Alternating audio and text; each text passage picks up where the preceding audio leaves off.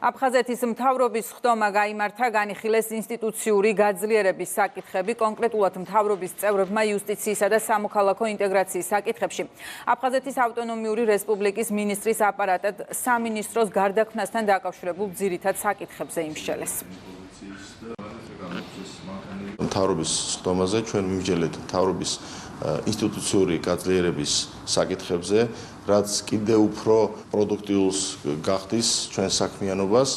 აქედან გამომდინარე მივიღე გადაწყვეტილება, რომ იუსტიციისა და სამოქალაქო ინტეგრაციის საკითხებში აფხაზეთის მინისტრის აპარატი ყველანაირი წესების და პროცედურების დაცვის შედეგად გადაკეთდეს იუსტიციის სამინისტროთ. დაგვემატა ესეთი ფუნქციები, რაც მოიცავს დელეგირებული უფლებამოსილების განხორციელებას, ასევე პორტალი, რომელიც განაპირობებს დევნილი მოსახლეობის უკეთ მომსახურებას, აღნიშნული ფუნქციები დევნილ მოსახლეობას საშუალება ექნება ინტერნეტის ან მობილური აპლიკაციის საშუალებით დაუკავშირდეს სხვადასხვა სამინისტროებს, იუსტიციის სამინისტროს მეშვეობით განათავსონ განცხადებები, თავისი მოთხოვნები.